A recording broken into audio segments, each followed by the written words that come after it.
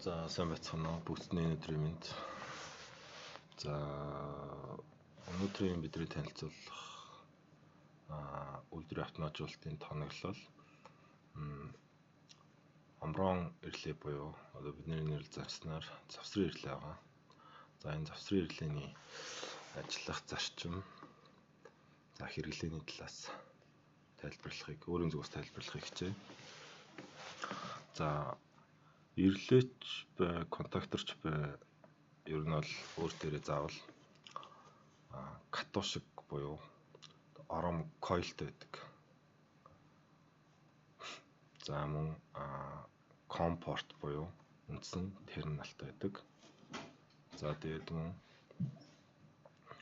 NC буюу хэвийн залгаатай, NO буюу хэвийн салгаатай контактуудтай байдаг. За энэ маань яг яаж ажилт юм бэ гэхээр, за энэ ирлийг хамгийн их хэрэглэгддэг 220 вольтын катушектэй ирлээ гэж тооцоод гал болон 0 өгвөл энэхүү A1, A2 цэгийн дагуу байрлах оромгоор маань гүйдэлгүй гэсэн үг.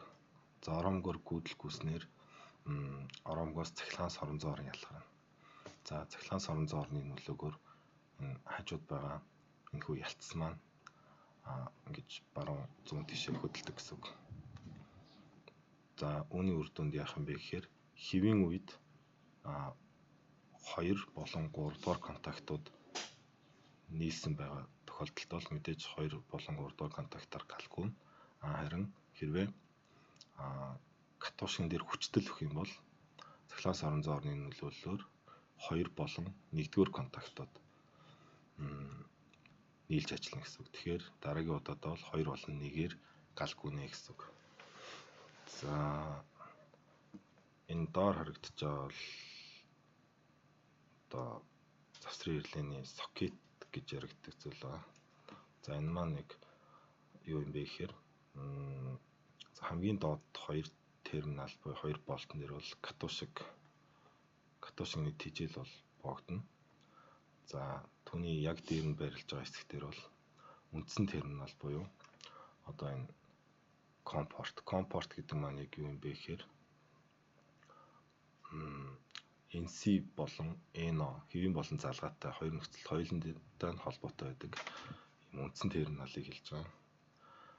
За түүний дээр бол хэвийн салгаатай нөхцөл, за түүний дээр бол хэвийн залгаатай нөхцөл гэж байрлах нэ.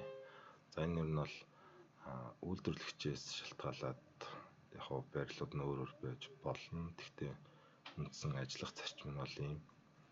За тэгээд энэ бол Монголд олцтой байдаг ирлээнүүд бол бүгд баргийн дараалалаар байрладаг байгаа. За өшөө ойлгомжтой болохын тулд Simul Relay гэдэг нэртэй энэ програм дээр бүгдээрээ симуляц хийгээд бүр ойлгомжтой болгоод авчээ.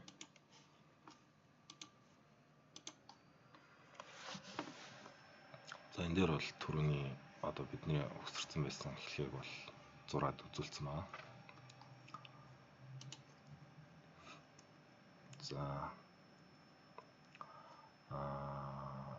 За одоо би бол энэ катушин дээр бол тижэл өгөө, оромгон дээр тижэл өгөөгүй.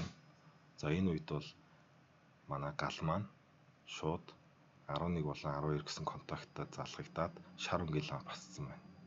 За энэ бол катушин дээр хүчтэй өгөөгүй байх үеийн нөхцөл.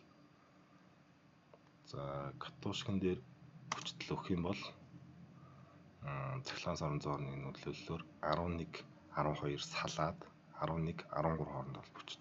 Үүний үр дүнд ногоон өнгийн ламп басах нэ. За хэрэглээ нь бол нэг иймэрхүү байгаа. За энэ үрээд манай ирлээний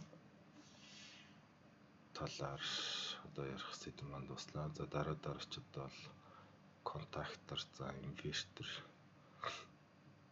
Энэ бол үйлдвэрийн автоматжуулалтанд хэрэглэгддэг бүхэл тоноглолуудыг нэг тайлбарлаад явах болно.